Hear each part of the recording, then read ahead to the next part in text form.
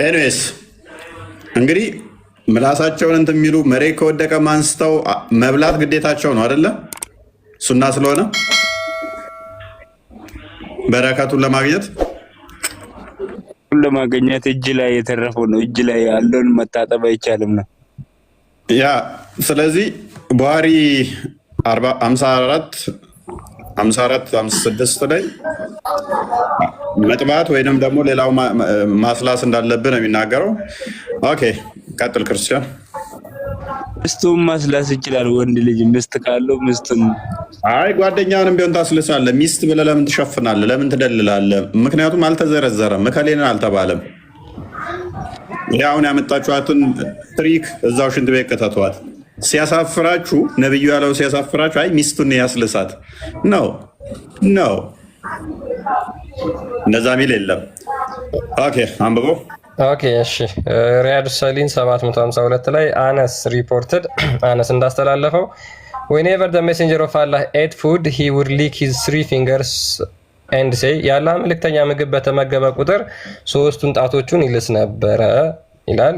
ሶስቱን ጣቶቹን ይጠባ ነበር and say ከዛ እንደዚህ ይላቸዋል if anyone of you drops a morsel of food ከናንተ ማንም ምግብ ቢወድቅበት he should remove any dirt that he may stuck on it ከዛ በኋላ አጽድቶ ይብላ and then eat it then you should not have leave to for Satan ምን ይላል? ለሰይጣን መተው ማስቀመጥ የለባችሁም ብሎ ይናገራል። ሶ ነብዩ ራሱ ሲበላ ምንድነው ጣቱን ይልሳል። ጣቱን ይልሳል። ከወደቀ በኋላ ምን ማድረግ የለበትም? መጣል የለበትም። የግዴታ ምን ያንሳውና ይብላው ነው ያለው። እነኚህ ሰዎች ደግሞ ምንድነው ያደረጉት? ጭራሽ ይደፉ ነበረ ምግቡን። የነብዩን ሱና አልተከተለችም ሳውዲ ማለት ነው። ጣቱን እንኳን እቃው ከመታጠቡ በፊት እጁ ከመታጠቡ በፊት መላስ አለበት ከመጠረጉ በፊት። አንተ መላስ ካልፈለክ ስር ላለው ሰው አስለስ ነው የሚለው። አንብበው። ያ ቪዲዮም አሳያቸዋለሁ። ኦኬ ቡሃሪ 54:56 ላይ ምን ይላል? ኢብን አባስ እንደተረከው ነብዩ እንደዚህ አለ if anyone of you eats ከናንተ ማናችሁ ምግብ ሲበሉ let him not wipe his hand until he licks it or has it licked ከናንተ ማንኛችሁ ምግብ ሲበሉ አትጥረጉት፣ ለሌላ ሰው አስልሱት ወይም ደግሞ ራሳችሁ ላሱት። ስለዚህ በዚህ መጠን ምላሱ እጁ ሲጠባም ይውል ሉክ የወደቀችዋን እንኳን አንስቶ ሲበላም ይውል በቀውላችንን ክርስቲያን ቤቱን ላይ መችሽ ሁላችንም ክርስቲያን እንሆናታለን። ያስብላል። ቀጥል። ሰሪፍ አይደለም እያለች ነው። መላሱ እኮ ጥሩ ነው። ከመድፋት መላስ ጥሩ ነው። መላላሱ እኔስ እስቲ ይህችን ቪዲዮ እናዳምጣት። ኦኬ እሺ ሚችን አንዴ እናዳምጥ። ቤቱን ላይ እየደከመች ነው አልቻለችም። በቃ አሁን አልተዋጠላትም ይሄ ነገር። ኦኬ ይችን እናዳምጣት።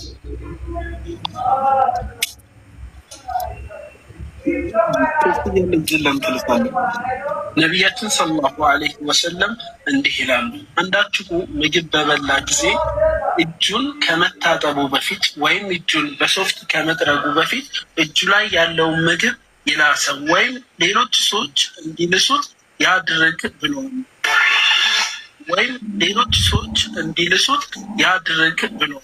በነገራችን ላይ ይሄን ቪዲዮ የሰራ ሰዓት ይሄን ልጅ ተቃውመውት ነበረ ራሳቸው ሙስሊሞች። አንዳንድ የማያውቁ ሙስሊሞች አሉ። እሱን አዳምጡት። የምግቡ በረካ የት ላይ እንደሆነ አይታወቅም። እንግዲህ ይሄ ልጅ የማያውቀው የለም። የሌለ ነገር እያነበበ ያልተጻፈን ነገር እያነበበ እየቀጠፈ ያ ሳያንሰው ነቢዩ ሰለላሁ ዐለይሂ ወሰለም እንዲሰደቡ ዋና ሚና እየተጫወተ ያለው በዚህ ሰዓት የእሱ ቪዲዮ ተቆርጦ እየተወሰደ ነቢዩ ሰለላሁ ዐለይሂ ወሰለም እየተሰደቡ ነው። የእሱ ኮመንት ስር ነቢዩ ሰለላሁ ዐለይሂ ወሰለም እየተሰደቡ ነው። ለምንድን ነው ይሄ ልጅ መጅሊሱ ዝም ያለው? አንደኛ ያልሆነ መልእክት ማስተላለፉ ሳያንስ ይሄ ልጅ ነቢዩ ሰለላሁ ዐለይሂ ወሰለም እንዲሰደቡ ዋና ሚና እየተጫወተ ያለች ልጅ ነው በዚህ ሰዓት ማለት ነው። እና ለምንድን ነው ዝም ያላችሁት? የኛ ልጆች ለምንድን ነው የሆነ መፍትሄ ማፈጥሩለት ለዚህ ልጅ?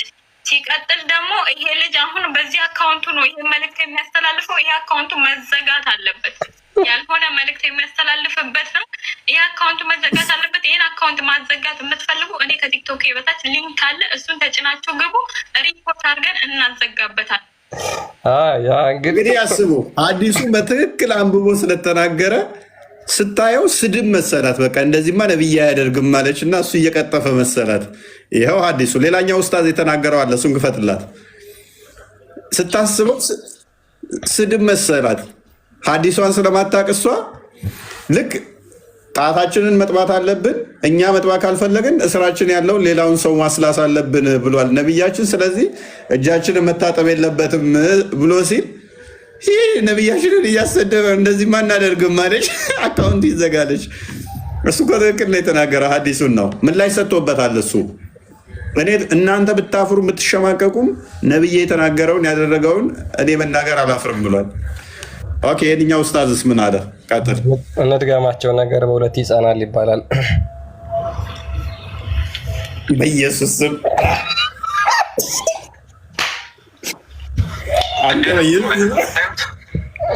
ደግሞ ምን እንዳለ ሰማሁ። ቆይ አዳምጠው በእናትህ።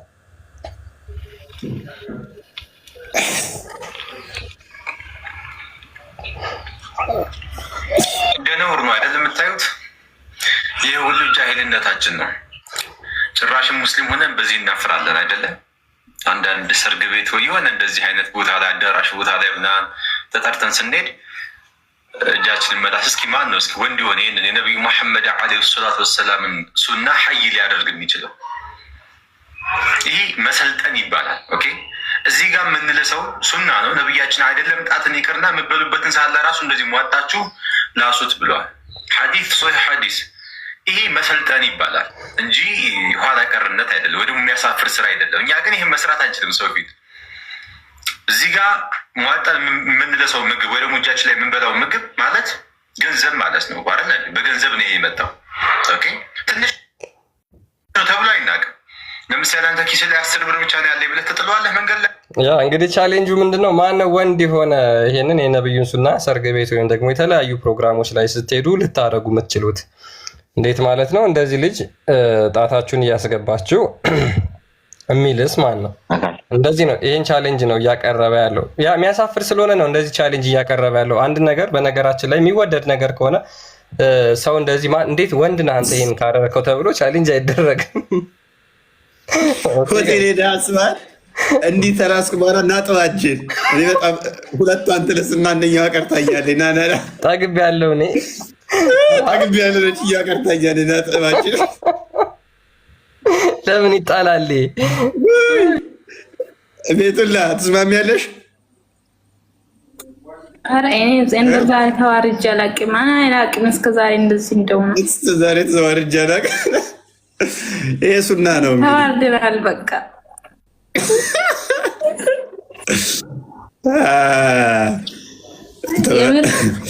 ከዛሬ በኋላ እንደዛ ልመጂ ሱና ነው። ቀድርማ ካገኘ እራሱ አይልስም። እርግጠኛ ነኝ። ሴቶች ካየ የነብያችን ሱና ነው እያልክ ነው የምታስልሰው። ራሱ ነው የምልሰው። ውሃ የከለከለውስ ቡስ በድንጋይ ነው እንጂ በውሃ አይቻልም ያለው እሱ ላስተያየው ማንኛው ኦኬ ያ ላጋር ቪዲዮ አለ አዘጋጆች እና አይቻልም። በምንም በቃ ሶፍትም እኮ ሲሰጠው እኮ አይቻልም። መጥረግ አይቻልም። መላስ ወይንም እስር ያለውን ሰው ነው ማስላስ ያለ ማለት የምታሳዩት ማረጃ ሁሉም እውነት ነው የሚመስለኝ። እውነት ነው። እኔ ቁርአንና ያየሁት ነገር ነው። ያ ይሄ የሚተገበር ነው፣ ሱና ነው። ምንም ማድረግ አይቻልም። እንግዲህ አስቀድመን እኛ ስንናገር ስድብ ይመስላቸዋል። የሚያውቁት ኡስታዞቹ እንዲህ ሲናገሩት ይጸድቃል።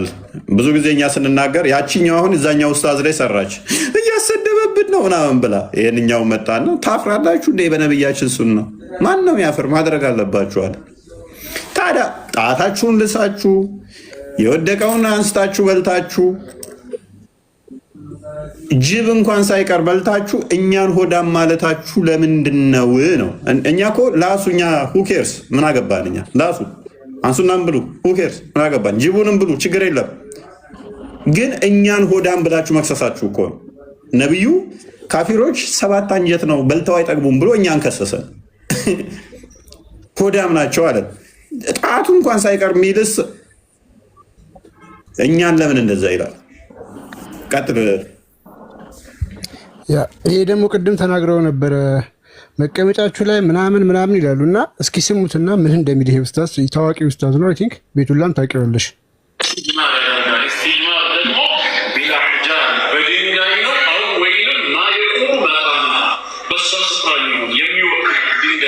ሶፍት ሊሆን ይችላል፣ ወረቀት ሊሆን ይችላል፣ ቅጠልም ሊሆን ይችላል፣ ሰፋፊ ሌላም ነገር ብቻ የድንጋዩን ቦታ ተክቶ ቦታውን ማጽዳት የሚችል ከሆነ ያ ኢስቲጅማር ተብሎ ይጠራል ማለት ነው። ሰው ላይ ጋር ሶፍት ብቻ ገባ። በተለይ እቺ ቦታ ላይ ብዙዎቻችን ምን ፈጽመው ወሰታለ መንገድ ላይ ቆመን ይሸናና በሶፍት ካደረረቅን በኋላ ዙር ሲደርስ ቅድም እኮ ጧሃራ አላረኩም ይልና ሄዶ ሽንት ቤት ወረፋ ይዛል። ምንድን ነው ተለቆታል? ጧሃራ ካላረኩ አይ በሶፍት ብቻ ነው። ጧሃራ ሲባል እኮ ዋና የተፈለገው ቦታውን ከነጃሳ ማጽዳት አይደል? ያ ሶፍት ተጠቅመን ወይ አንዱ ሶፍት በሶፍቱም ሳይድ በተለያየ ቦታ አድርገን ቦታውን ካጸዳኸው እኮ አለቀ። እስልምና ገር ነው። ለምንድን ነው የምንጨነቀው? አልታጠቁም በውሃ ወይ ደግሞ በዛ ሶፍት ቆሻሻን 3 ጊዜ ጠርገው ከሆነና ቦታውን ካጸዳው አለቀ እኮ። ቀጥታ ወደ ውዱ መግባት ትችላለህ።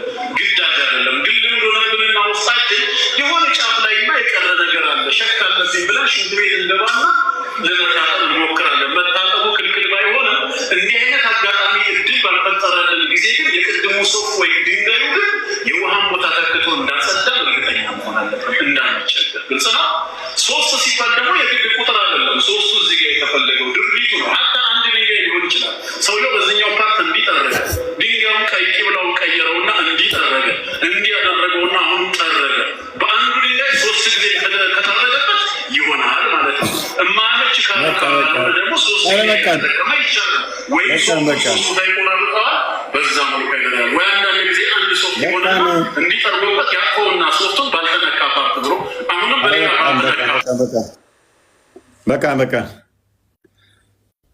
ሲያጨማልቅ ይዋል እዛው ያጨማልቅ።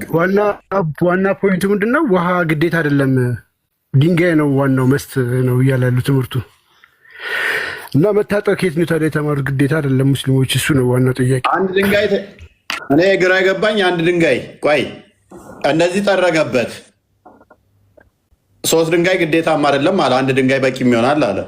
እንዲህ ጠረገ። ከዛ እንዲያዙርና ያዝና ደግሞ እንደዚህ ጥረግበት አለ። ከዛ እንዲያዙርና እጁ እኮ ተጨማለቀ። ቤቱን ላይ ትስማሚያለሽ?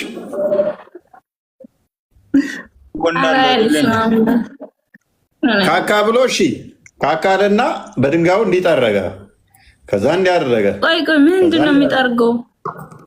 ካካውና ቂጡን አስተግፍሩላህ ያ ረብ። አንቺ አሁን በድንጋይ ወይ በሶፍት ተጠቅመሽ ሳትታጠቢ ውዱ አድርገሽ መስከር ትችያለሽ እያለሽ እኮ ነው። ውሃ ግዴታ አይደለም፣ እስቲንጃ ግዴታ አይደለም። በድንጋይ ጠርገሽ ውዱ አድርገሽ መስከር ትችያለሽ ነው። ኖ በዓለም ግዴታ አይደለም ነው እያለሁ። መብት ግዴታ አይደለም፣ ፍላጎት ነው። እናንተ ስለለመዳችሁት ይጨንቃችኋል ነው ያለው። ዝም ብሎ ነው ከራሱ ነው ያለው። አንተ አብያ ስላልሆንክ ነው። አብያ ስላልሆንክ ነው። እሱ አይመለከተውም። አባሽ ነው እንትና ከድር ዋብያ ናቸው እንደዚህ። ኤኒዌይስ ዋብያ ስትሆኑ እንደዚህ ነው። ሀባሽም አክቹዋሊ ሀዲሱ እኮ ይላል 3 ድንጋይ ተጠቀሚ አይልም እንደ ሀዲሱን አትቀበልም? ከድር ካጣ እኮ ነው እሱ። ውሃ አጣ ሩቅ ከሆንክ ውሃ ካጣ አይልም። ውሃ በሌለበት ነው የሚሆነው እንጂ ውሃ አጣበት ቦታ አይልም። ውሃ ካጣ አይልም። ኤኒዌይስ ሌላ ቶፒክ አሁን እኛ ሙስሊሞች ጋር ነው የምንገባው ማለት ነው። አብሶሉትሊ ምንም ጥርጥር በሌለው ሁኔታ ሁላችንም ጠራግነት ገባችሁ። ቶፒክ አቀየራላችሁ አይደል? ጥያቄ መጠየቅ ይችላል። እሺ አሁን አንቀደም ቶፒክ ብላችሁ ነበር። ኦኬ እሺ ቆይ አንዴ አማርን እናውራውና አማር አለ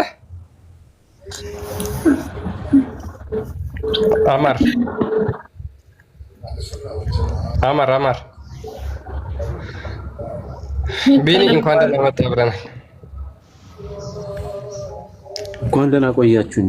እንዴት ናችሁ? መግባት አይመቸኝም ነበር። እቺ ልጅ ከታች እየሰማት በጣም ስላሳዘነችኝ የገባሁት ወለ ለመናገር ያ እንግዲህ እግዚአብሔር ይረዳታል ብለን እናምናለን። ቤቱላ በውስጥ በደንብ እናወራታለን ያለውን ነገር በጣም እንረዳታለን። የምትወዳት መቤት ትርዳት። ውስጥ ገብቼ የሆነ ነገር አይቻለሁ። እሺ ለማንኛውም አሪፍ እንትን ነው፣ ቀጥሉ። ያ አሁን በነገራችን ላይ እነዚህ ያነሳናቸው ቶፒኮች እስካሁን እንዳለ በጣም ያን ያህል ቢግ ኢሹ ምናምን ሆነው አይደለም ማለት እንደው በጣም እንደ ቢግ ዲል ምናምን አይተናቸው እንዳልሆነ ልብ ልትሉ ይገባል። ግን ምንድነው እስልምናው ክርስቲያኖችን የሚከስበት አይሁዶችን የሚከስበት ወይም ደግሞ እነዚህ አማኝ አይደሉም ብሎ የሚከሳቸው እነዚህን አካላት የሚናገርበት እነሱን በጽንፍ የሚናገርበት ነገር ልክ አይደለም፣ የተሳሳተ ነው። ምንድነው እኛ ቀጥታ እያዞር ነው ያለው የተናገረውን ነገር ወደ ራሱ ነው። እስልምናው መሐመድ የተናገረው ነገር ቀጥታ የራሳቸውን ነገር ነው ወደኛ ወደ ክርስትና የለጠፉት ማለት ነው።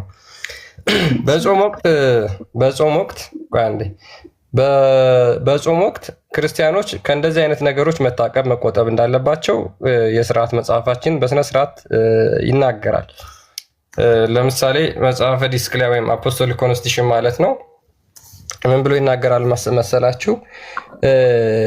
ዳግመኛም የተቀደሰች የፋሲካ ጾም ከሰኞ እስከ ዋዜማዋ ቀዳሚት ሰንበት ወይም ደግሞ ቀዳም ስዑር ይሁን ይላል። በሕማማት ሳምንት በጨው ከተሰራ ቂጣና ከውሃ በቀር ምንም አትብሉ አትጠጡም። በዚህ የጾም ወራት ከስጋ መብላት ጠጅ መጠጣት ወይም ጠጅ ማለት ነው ተጠበቁ። የለቅሶና የሐዘን ቀኖች ናቸውና ይልቁንም እነዚህን 6ቱን ቀኖች መጾም የሚቻለው ሰው ቢኖር 2 ቀን ይታገስ፣ ባይቻል ግን በእያንዳንዲቱ ቀን ይጾም ይላል። እንደውም ሰዎች እስከ 2 ቀን ድረስ እንዲጾሙ የማይችሉ ከሆነ ደግሞ በየቀኑ 24 ሰዓት እየጠበቁ ማለት ነው እንደዛ እንዲያደርጉ እንዲመገቡ ይናገራል። ስጋ መብላት አይቻልም፣ ሰውነትን የሚያለመልም ወይም ደግሞ የሰውነትን እንትን የሚጨምር ነገር ስለማይቻል ማለት ነው። የሰው ልጅ ምንድነው ስጋው እንትን ሲል ነው መንፈሳዊ የሆነውን ህይወቱን የሚረሳው ስጋው በጠገበ ሰዓት ስለሆነ ማለት ነው። ነገር ግን እኛ ምን እናምናለን? ጾም መንፈሳዊ ህይወትን ያለመልማል፣ ነፍስን ያጠግባል፣ ነፍስን ያወፍራል ብለን እናምናለን። ሰውነታችን ምንም ቢከሳ እንኳን ማለት ነው። ስለዚህ ነፍስ ከወፈረ ነፍስ ከጠገበ ስጋ ጠገበ አልጠገበ ተራበ አልተራበ እያልኩላ መጨነቅ አይጠበቅብንም ማለት ነው። እኛ መጽሐፋችን በስነስርዓት እንደዚህ ያስቀምጣል። ጾም እኛ የተቀደሰ ነው፣ ከተለያዩ ነገሮች ከብዙ ነገሮች የምንቆጠብበት ነው እንጂ ስጋችንን እንትን የምናድትበት አይደለም። እንደ እስልምናው ግን እንደዛ አይደለም ነው። እስቀድም እንዳሳዩዋችሁ እንኳን የምግብ ኮንሰምሽን የሚጨምረው መቼ ነው? ረመዳን ጠብቀው የምግብ ኮንሰምሽን ይጨምራል፣ የምግብ ዌስቴጅ ይጨምራል። ይሄ ለምንድን ነው የሆነበት ምክንያት? እንደገና በተቃራኒ ይመጣና ደግሞ ክርስቲያኖች ወዳሞች ናቸው ብሎ ያወራል። ዋይ ለምን እንደዛ? ይሄው በግልጽ እኛ ጋር እንደዚህ ብሎ ስለሚናገር ማለት ነው። ሜቢ ማሂር አለህ? በጣም ነው ያነበብከው ክርስቲያን ነው። መርሐባ ያ ይታያል። መጽሐፈ ዲስቅልያ ከአምስቱ የስርዓት መጽሐፍ አንዱ ነው። ከ80 አንዱ ነበር አይደለ? ረመዳን ምን አልክ? ቢኒ ሰላም ብያለሁ ብሎኝ ነበር። አዲስ ቶፒክ እሺ ቀጥል። እፎይ እንዴት? ቅድም ሰላም ሳልልህ ስሜታዊ ገብቼ ሁላችሁ ክርስቲያን ቴንኪው። በጣም ደስ የሚል ነው። በእናትህ የሚገርም ነው። ዲስክሊያ ላይ ያለው ስርዓቱ ራሱ ለእኛም አዲስ ትምህርት ነው። የዚህ ሁሉ ነገር ግቡ አንድን አምላክ ለማምለክ በክርስትናው አንድ አምላክ ነብዩ መላኩ ከዛን ሐዋርያት ምናምን በነብዩ በእስልምናም ነብዩ መኖሩ ሰሃቦች ምናምን ቀጥታ ግቡ አምላክን ለማምለክ ነው እንጂ ሌላ ነገር የለውም አይደለ? ግቡ አምላክ ለማምለክ። ስለዚህ አሁን እኔ መጠየቅ እንደተመነገር ያለው ተማሪ ነኝ ብያለሁ። እስኪ አምላክን ዲፋይን የምታደርግልኝ እንዴት ነው? አሁን ለኔ በሚገባኝ መልኩ አምላክ ማን ነው? እንዴት ነው? እስኪ ዲፋይን አድርግልኝ አንተ። እና ምን አይነት ባህሪ ነው ያለው? ከምን ነገር ላይ የተጠበቀ ነው? ምን ባህሪያቶች አሉት የሚለውን ነገር ንገረኝ እስኪ አንተ ማለት ነው። አንሞር እንዲገባኝ። አሁን እኔ ጥያቄ ነኝ እንጂ ማስረጃ አቅርቤ ካንተ ጋር ልከራከር አቅሜም አይደለም። ኦኬ አምላክን እኛ በራሳችን ዲፋይን አናደርገውም አምላክን። ምክንያቱም አምላክ የፍጡር ባህሪ ፈጣሪን በሙላትና በስፋት ሊገልጠው አይችልም። ግን እሱ ስለ መለኮቱ ስለ ባህሪያቱ የገለጠልን አለ። እዛ ላይ ተነስተን ብቻ የምንናገረው ፈጣሪን ባህሪውን እርሱም በሙላትና በስፋት በጥልቀት የሚገልጽ አንዳችም ነገር የለም። በሙላት የሚገልጽ የለም። ሁሉም ሪሌቲቭ ነው፣ አንጻራዊ ነው። ሙሉ ለሙሉ ፈጣሪን ይሄ ይገልጸዋል የሚል የለም። ነገር ግን በአንጻራዊነት ይገልጹታል የሚል አስተምሯለን ማለት ነው። ያ ምንድነው? ፈጣሪ ራሱን የገለጸበት አለ። ከዛ አንጻር የምንናገራቸው አሉ። አምላክ ስንል ሁሉን ያስገኘ ነው፣ ሁሉን የፈጠረ ነው። ካለመኖር ምንም ያልነበረን ወደ መኖር ያመጣ እርሱ ነው። እርሱ ፈጣሪ ነው፣ የሁሉ ገዢ ነው፣ ሁሉን አሳልፎ የሚኖር ነው። ሁሉ ሳይኖሩ የነበረ ነው፣ ያለ ጊዜ፣ ያለ ቦታ፣ ያለ ሰዓት እርሱ የነበረ ብቻውን። ነገር ግን ከጊዜ በኋላ እሱ እኛን የፈጠረ ሰማይና ምድርን ያስገኘ አስገኝቶም ደግሞ የሚያሳልፋቸው ሳያሳልፋቸው አስቀድሞ የሚመግባቸው፣ የሚንከባከባቸው፣ የሚጠብቃቸው ከሞትም የሚያነሳቸው ህይወትም የሚዘራባቸው የሚገላቸው የሚያድናቸው እሱ ፈጣሪ ነው። ፈጣሪ ምንድን ነው? ማን ነው ለሚለው ፈጣሪ ሁሉን የፈጠረ ነው። አምላክ ምንለው የምናመልክ፣ አምላክ ማለት የሚመለክ መለኮት፣ እሱ የምንገዛው ማለት ነው። አመሰግናለሁ። ያ ማለት አምላክ የምትሉት እናንተ እኛም አምላክ የምንለው ሁሉን ያስገኘ፣ ሁሉን ነገር የሚቆጣጠር፣ ሁሉ ነገር በእርሱ የሆነ እና ከጊዜ በኋላ የመጣ ሳይሆን ጊዜን ራሱ የፈጠረ ሁሉን ደግሞ በሱ ስር ያደረገ ነው ማለት ነው አይደለ?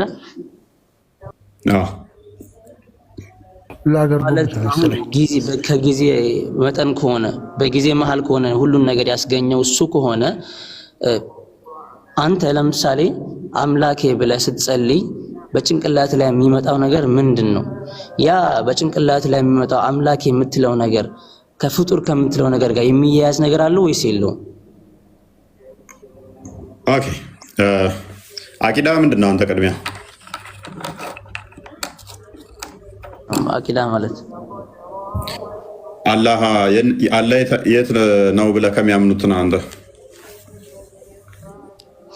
ስለዚህ መልስን በእኔ ላይ ተመርኩዘህ ለመመለስ ፈልገህ ነው? ያ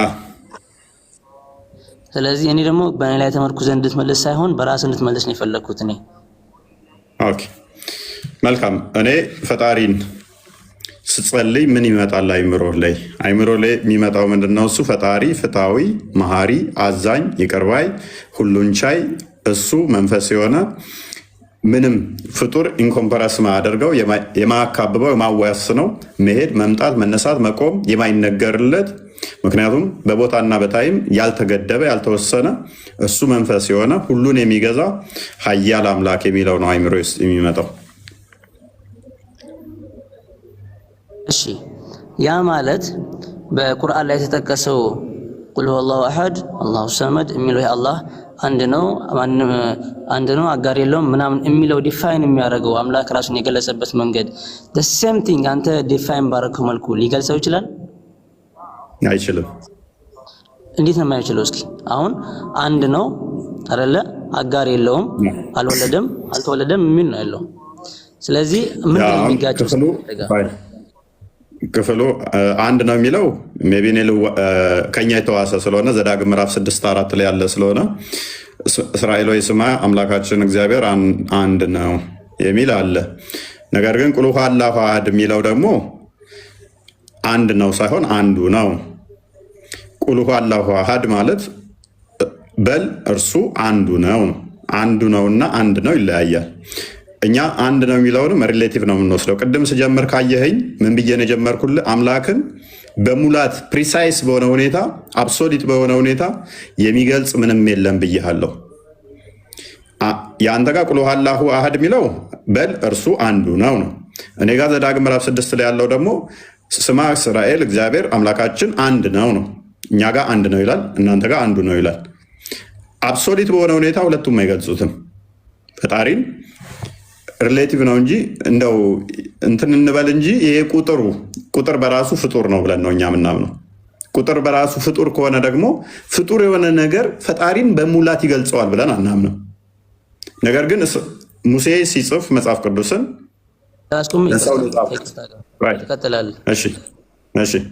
ይቅርታ፣ እዚህ ጋር ለምሳሌ አንተ ፍጡር ነህ አይደለ?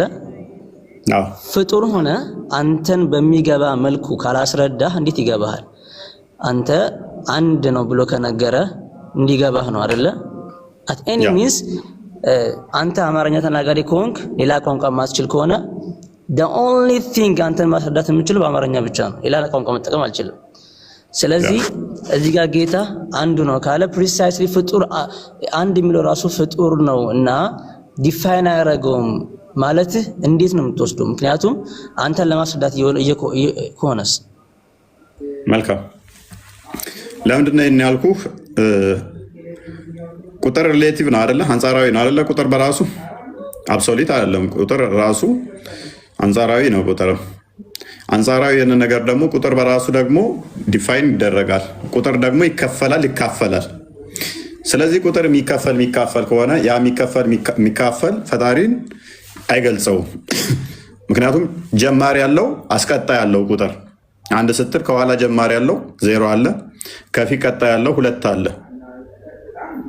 ፈጣሪም በዚህ አንገልጸውም። ስምምነት ነው፣ ኢጅማ ነው ቁጥር አለ።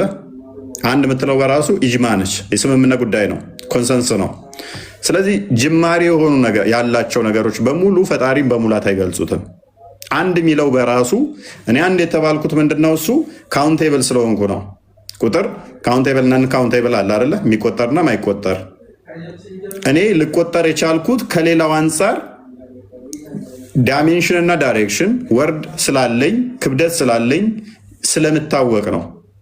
ፈጣሪ ደግሞ ቁመቱ በዚህ ጋር እንደዚህ፣ ወርዱ እንደዚህ፣ ክብደቱ ይሄን ያህል ተብሎ የሚሰፈር የሚለካ የሚቆጠር አይደለም። ፈጣሪ ምንም አምሳያ የለውም። ምንም አምሳያ ከሌለው አንድ በምትለው ቁጥር እንኳን ከኔ ጋር ላመሳስለው አልችልም። አንድ ስል እንኳን ከሌላ ልነጥለው እንደሆነ እንጂ ሌላ የለም ለማለት ነው እንጂ እኔ በምቆጠርበት ቁጥር እኔ አንድ ባብተባልኩበት እሱ አንድ ተብሎ እንደኔ አይቆጠርም። ይቆጠራል ካልክ ምን ይሆናል ማለት ነው? ፈጣሪ ከኔ ጋር የሚመሳሰልበት አለው ማለት ነው። እኛ ደግሞ ምን እናምናለን መሰለ? ፈጣሪ ምንም የሚመስለው የለም ብለን እናምናለን። ምንም የሚመስለው እያደረገ ነው የተባለ ሞር ሪፖርት እያደረገ ነው እያለው ነው ኮሜንታተሮች። ማነው ሪፖርት እያደረገ? ማሄር ማሄር ተመለስ። እሺ ፈጣሪን በደንብ አስተውል። ምንም ቁጥር አይገልጸውም።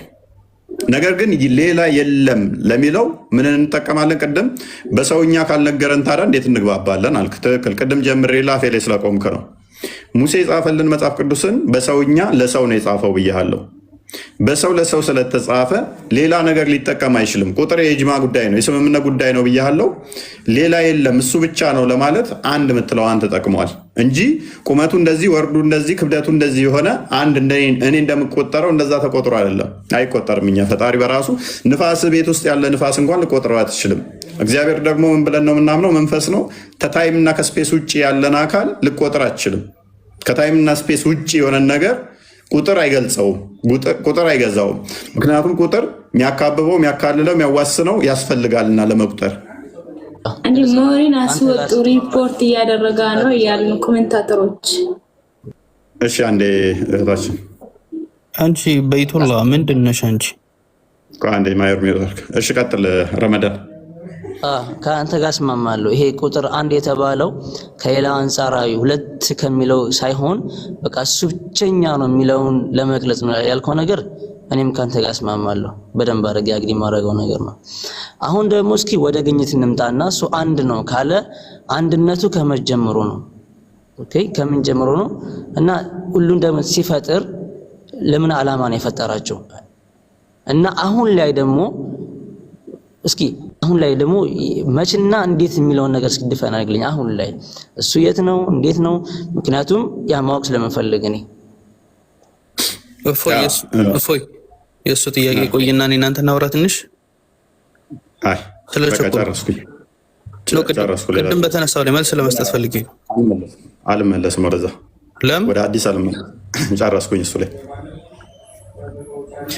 እንዴት ታዲያ መሀይም እየሰበሰብክ ነው እንደፈለክ የምታወራው? ማሄር ጣልቃ ኖ አይደለም። ይኸው ለእኔ አንድ ሰዓት ቅድም ጨረስን። ምላሽ ከነበረ ቅድም መመለስ ትችል ነበረ። አዲስ ጉዳይ ጨረስን። ነገ ተመልሰ ነው ሐዲስ ሜቢ ከምግብ ጋር የተያዘ ኦልሞስት ጨርሰናል። እሱን ምላሽ ካለ ነገር ያዘውና ኤኒዌይስ ምን ነበር የጠየቀኝ? ኦኬ ከመቼ ጀምሮ የሚል ጥያቄ እንትን ብላል። መቼ ነው አንድነቱ የሚል ጥያቄ ጠይቆናል። ፈጣሪ መቼ የሚባል ለፈጣሪ አይነገርም። ታይም ለሱ አይነገርም። ከታይምና ከስፔስ ውጭ ነው ያለው እያል ከታይምና ከስፔስ ውጭ ያለን አካል ታይምና ጊዜ ማይገዙትም። ቅድም ስጀምርልህ ካስታወስክ ምንም ፍጡር አያካብበውም፣ አያካልለውም፣ አያዋስነውም ስልህ የፈጣሪን ባህሪያቶች ለመግለጽ የፍጡር ነገሮች በሙሉ እሱ ላይ አፕላይ አታደርግም ማለት ነው። መቼ፣ የት፣ እንዴት ምናምን የሚሉት ነገሮች እሱን የሚያዋስኑት አይደሉም። ለእሱ አይሰሩም ማለት ነው። ለሱ ሰተህ እንዴት በፊት እንደዛ ምናምን የሚለውን አትሰጠውም። መቼ ጀምሮ ከዚህ ጀምሮ ምናምን ብለህ ለሱ አትሰጥም ማለት ነው። አይሰጥም። ነገር ግን ፈጣሪስ ፍጡርን ለምንድን ነው የፈጠረው ላልከው የመለኮቱ ባህሪው ተካፋይ እንድንሆን ፈጥሮናል ብለን እናምናለን። እኛ እንደ ክርስቲያኖች እግዚአብሔር ሰውን ለምንድን ነው የፈጠረው? የመለኮቱ የባህሪው ተካፋይ እንድንሆን እሱ ፈጣሪ ገዢ ነው። ገዢ ነው። አምላክ ስትል የሚመለክ የሚገዛ ነው። ያንን ገዥነቱን ሼር ለማድረግ እኛን ፈጥሮናል።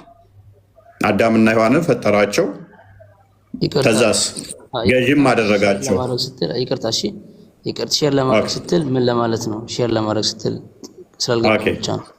አምላክ ገዢ ነው። ያንን ገዢነቱን ለአዳምን ፈጥሮታል። አዳምን ከፈጠረው በኋላ ደግሞ አዳምን ምንድን ያደረገው? ሰውን ስለጠየቀኝ ማለት ነው። አዳም ደግሞ የፍጡራኖቹ የእንስሳቱም ምኖችም ምን አደረገው? ገዢ አድርጎታል። ፈጣሪ የፍጡራን ሁሉ ገዢ ነው። የሁሉ አስገኝ ነው። የሁሉ ጠባቂ ነው። የሁሉ መጋቢ ተንከባካቢ ነው።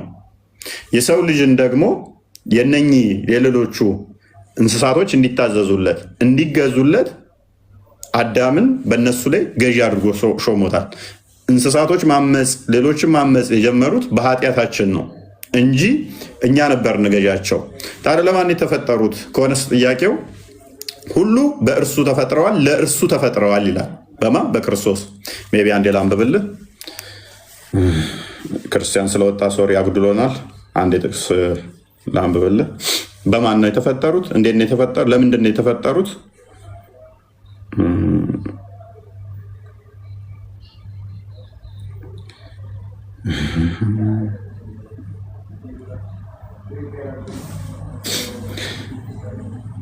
እሺ ለምንድን ነው የተፈጠርነው? እኛ ኤፌሶን ምዕራፍ 2 ቁጥር 10 ላይ እኛ ፍጥረቱንና እንመላለስበት ዘንድ እግዚአብሔር አስቀድሞ ያዘጋጀውን መልካሙን ስራ ለማድረግ በክርስቶስ ኢየሱስ ተፈጥረናል። ለምንድን ነው የተፈጠርነው? መልካሙን ስራ ለማድረግ። እኛ አስቀድመን ስንፈጠር ዘፍጥረት ምዕራፍ 1 ቁጥር 28 ላይ ምን አይነት ሾሞናል? እግዚአብሔር ባረካቸው እንዲህም አላቸው፣ ብዙ ተባዙ፣ ምድርንም ሙሏት፣ ግዟትም። ቅድምም እያለው እግዚአብሔር በባህሪው ገዢ ነው። በባህሪው ገዢ ነው። ያንን ገዢነቱን ደግሞ በፍጡራን ላይ ሰዎች እንዲገዙ ባርኮ ለፍጡራኑ ሰጥቷል። ምን የገዢነትን ስልጣን ከሌላው ፍጡራን ለየት ያደረገ ምንድነው? እኛ ገዢ እንድንሆን ባርኮ ገዢ የመሆን የመለኮቱ ተካፋይ እንድንሆን ስልህ ቅድም ምን ለማለት ነው? ያ እሱ ገዢ በመለኮቱ በባህሪው ገዢ የነበረው እኛ ደግሞ በምድር ላይ ገዢ እንድንሆን ስልጣኑን ሰጥቶናል። አንደኛ ቆላሲያስ ምዕራፍ 1 ቁጥር 15 ላይ እርሱ የማይታይ አምላክ ምሳሌ ነው። የሚታዩትና የማይታዩት ዙፋናትን ቢሆኑ ወይንም ጌትነት ወይንም አለቅነት ወይንም ስልጣናት በሰማይ በምድር ያሉት ሁሉ በእርሱ ተፈጥረዋል። በእርሱ ኦኬ። ከፍጥረት ሁሉ በፊት በኩር ነው። ሁሉ በእርሱ ለእርሱ ተፈጥረዋል። ሁሉ ነገር የተፈጠረው ለማን ነው? ለእግዚአብሔር ነው የተፈጠረው። ሁሉን በማን የተፈጠረው? በእርሱ ነው የተፈጠረው። ነገር ግን መልካሙን ስራ እንድናደርግ ደግሞ ታዘናል፣ ተፈጥረናል ማለት ነው። የተፈጠርነው መልካሙን ስራ እንድናደርግ ነው። በምድር ላይ ደግሞ ገዢ የመሆን ያንን የገዢነት ጸጋ ተሰጥቶናል። ገዢ ነን። ስቲል አሁንም እንስሳቶችን እኛ እናዛቸዋለን። በዚህ ውጡ፣ በዚህ ግቡ፣ እናስራቸዋለን። ምንም እንኳን ኃይል ጉልበት ቢኖራቸው ከአህያ ጋር ብትራገጥ አህያ ከአንዳንድ ስንቱን ሊደፋ ይችላል። እስቲል ያን ያህል ጉልበት ኖሮት እንኳን የገዢነቱ ስልጣን እኛ ጋር ስለሆነ አህያ ለኛ ይገዛል ማለት ነው። ይሄን ደግሞ ከምን ተረዳው ታውቃለህ? ሼር አደረጋቸው። እሱ ገዢ ነው፣ አምላክ ገዢ ነው። ያ ገዢነቱን ደግሞ በአዳም ከዛን አዳም ደግሞ እየተዋረደ መጣ። አሁንም ሰው ገዢ ነው እንዳልከው እንስሳቶችን ኢቭን ሰውን ለራሱ somehow ሰው ይገዛል አይደለ? that's right። ግን ደግሞ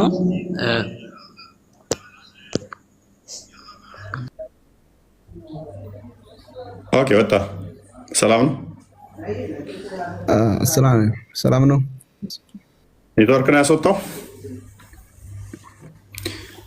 ኦኬ ቀጥል። ይሰማል? ይሰማል። ጥያቄ ነበር መጠየቅ እችላለሁ? ቀጥል። ኦኬ መጽሐፍ ቅዱስ አለ? ወንጌል ወንጌል አይደል? ነግሬህ ከዛ አንተ እንትን ታደርገኛለህ። ኦኬ እሺ። አንዴ አሁን እኔ መጽሐፍ ቅዱስ የሚከፍት ስለሌለ ችግር ነው እናት። ኦኬ ቁጥር 5:30 የምን ቁጥር 5? ዮሐንስ ወንጌል ነው መቼም። አዎ ምን ሆነ? ቁጥር እዛ እንትን ነው ያልተረዳሁት ነገር አለኝና ንገረልኝ እስኪ ስለሰማሁት። ምንድነው እሱ? ምን አሉ እሱን? እስኪ እኔ ከራሴ በስተቀር ከራሴ ምንም ማድረግ አልችልም የሚለው እንደዛ ነው ጥቅስ አለኝ። ሰማሁት። የኔ ስልክ ደግሞ ተላይ ከፍተ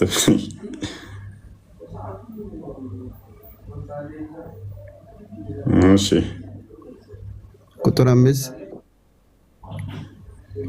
እንዳንተ ያለ ወዳጅ አላገኘሁ። እሺ አንዴ ስልኬ ትንሽ ትቃዣለች። ቆይ አንዴ ዮሐንስ ወንጌል ቃል የለም አልቃለሁ። ትንሽ ልበል በቅድሙ ልጅ ላይ ቀጥልሽ። ያ ቅድም ያነሳው አንተ ያልከው መሰረታዊ ነገር ምንድነው? ይሄ አምላክ በምንም ነገር አይገለጥም። ያው በመገለጡ ነው የምንናገረው እንጂ ባህሪውን ምንም ነገር ሊመስለው ሊገልጠው የሚችል ነገር የለም። እግዚአብሔርን ያየው ስለሌለ ማለት ነው። እና እኛ ጋር በደረሰው ወይም እግዚአብሔር ራሱ በገለጠበት መንገድ ብቻ ነው። ያን ምሳሌነት ይዘን ነው የምንናገረው ነው ያልከው። በጣም አሪፍ ነው። ለዚህ አንድ ምሳሌ ቃል እየላከ ነው መሰለኝ።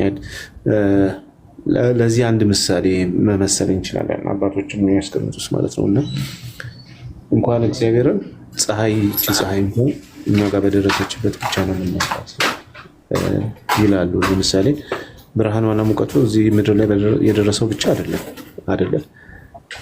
በእውነት ወደ ፀሐይ በምንቀርብበት ሰዓት ላይ የብርሃኗም ነገር የሙቀቷም የግዝፈቷም ነገር እዚህ ምድር ላይ እኛ ጋር እንደደረሰው ብቻ አይደለም። በአይንን ልናካባባትም አንችልም። ወደዛ ብንቀርብ ሙቀቷም አያስጠጋንም፣ ብርሃኗም አያስጠጋንም።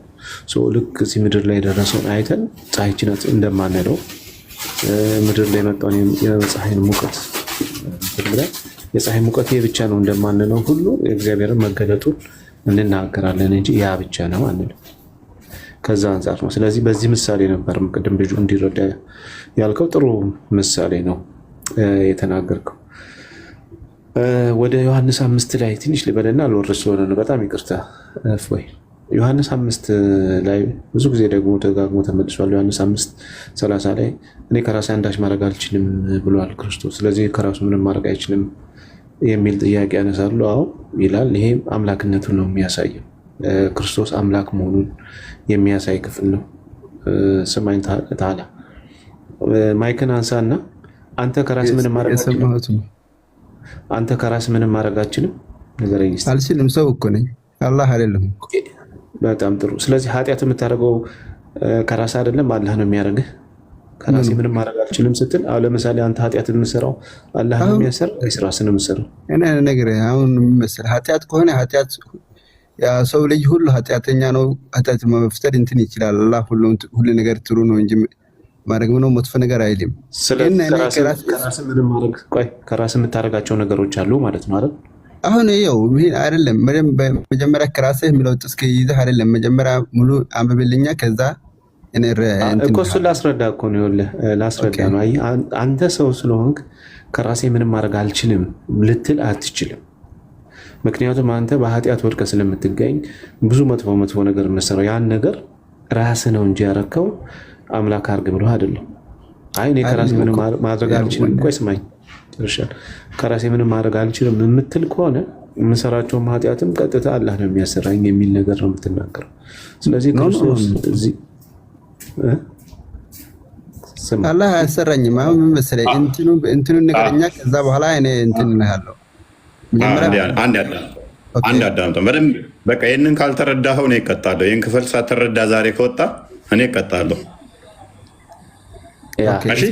እሺ ንገረኛ። አንድ ቢኒ ንገርና እንቀጥላለሁ። ቢኒ ቀጥልና ስማ። ስለዚህ ክርስቶስ ከራሴ እኔ ምንም ማድረግ አልችልም ሲል ብሎ ሲናገር ክርስቶስ ኢየሱስ የአብ ቃል ነውና ከአብ ተለይቶ የሚሰራው ነገር የለም ነው። እሱ የሚሰራው አብ የሚሰራው ነው።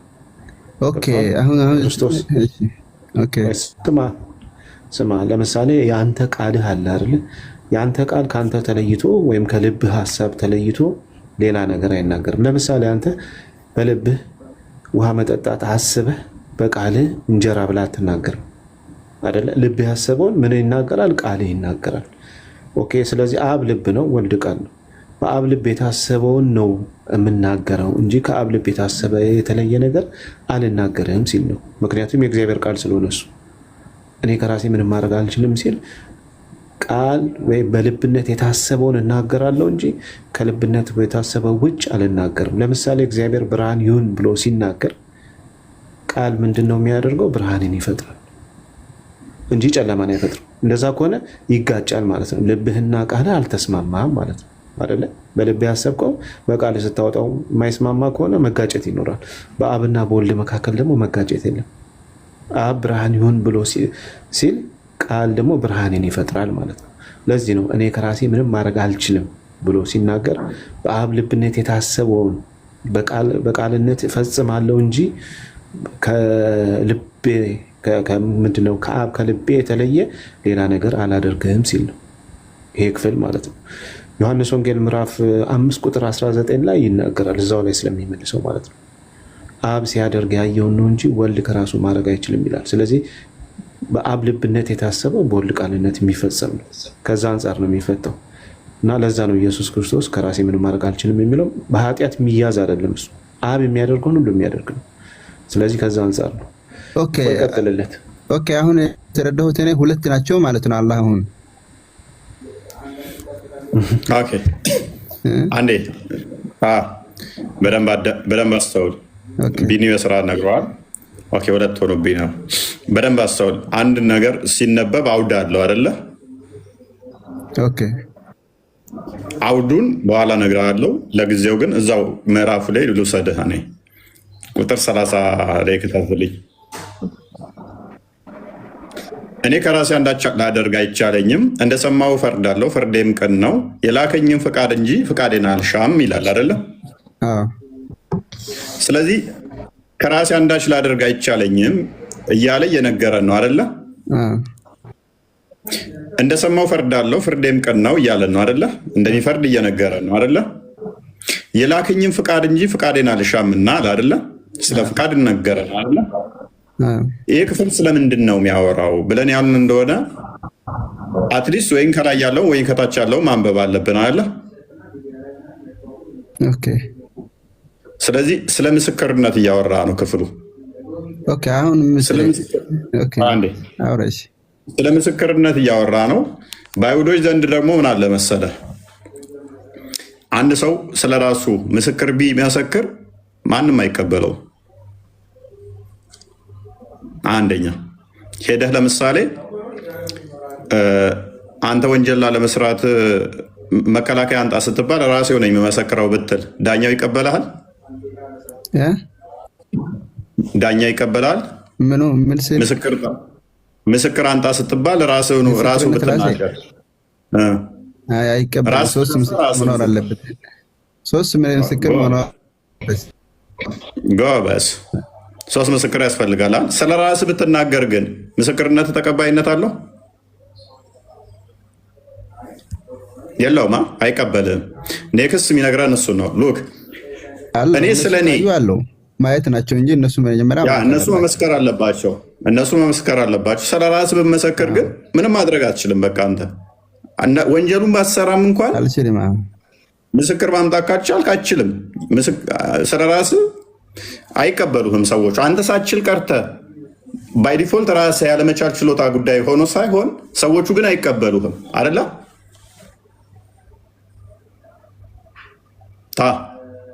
አለኛ አሁን እዚህ እንትን አለ በደንብ አስተውል።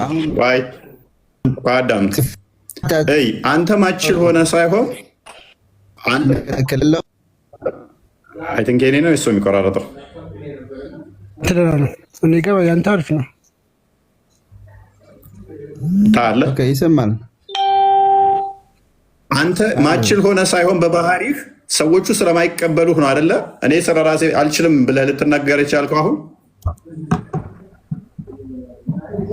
አይ አሁን ስለዚህ አይ እንትን አለ። አሁን ሰውየው መጀመሪያ ምስክር መኖር አለበት። ምስክር ለሱ መስክር አለበት።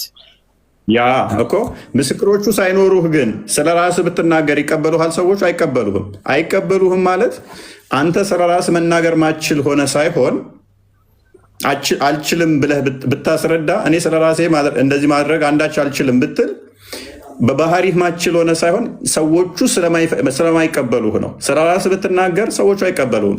ኔክስት ምን ይላል? ስለኔ ሉክ ስለኔ እኔ ስለኔ ስለራሴ በመሰክር ምስክርነቴ እውነት አይደለም ማለት። ምክንያቱም ሰዎቹ አይቀበሉም። 3 ምስክር ስለሚያስፈልግ ማለት ነው። ስለራስ ስለማመሰከር ስለራስ አይቀበሉም ማለት ነግረህ እዛ ላይ አሁን እኛ በሃናችን ያለው እሱ ምስክር ከሌለ ከሆነ እዛ ሄዶ የተፈጠረው ነገር ይጣራሉ። ግን አይቀበሉም። ምስክር የግዴታ 3 ማምጣት አለብህ። ኔትወርክ ጥሩ አለ። ኤኒዌይስ አንዴ ሚዩት አድርገው። እሺ ምን አለ ከዛ